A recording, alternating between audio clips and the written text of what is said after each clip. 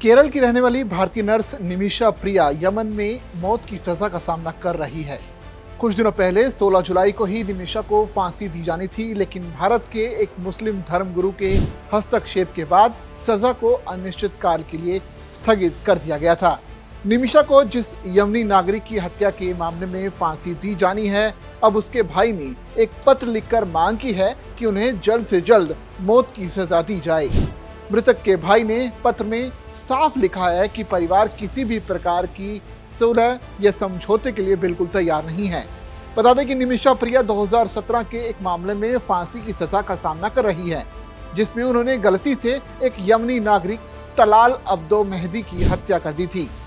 मेहदी के भाई अब्दुल फतेह अब्दो मेहदी ने 3 अगस्त को यमन के अटॉर्नी जनरल और जज अब्दुल सलाम अल हूती के नाम एक पत्र लिखा और सोशल मीडिया पर शेयर किया।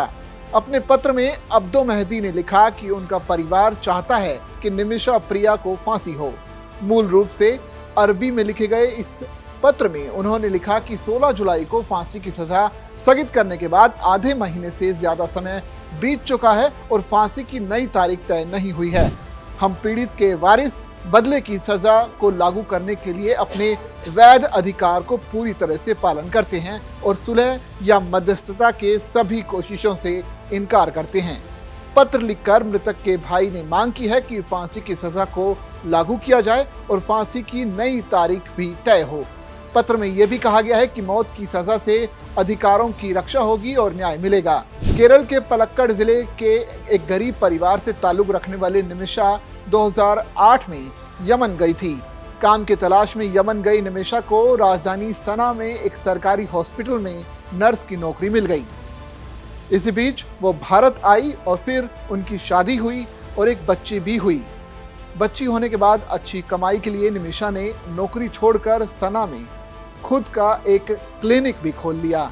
ये क्लिनिक उसने यमन के नागरिक तलाल मेहदी के साथ मिलकर खोला था। निमिषा के भारत स्थित वकील सुभाष चंदन का कहना है कि मेहदी ने कुछ ही समय के बाद से निमिषा का शारीरिक और मानसिक शोषण शुरू कर दिया और उसका पासपोर्ट भी जब्त कर लिया।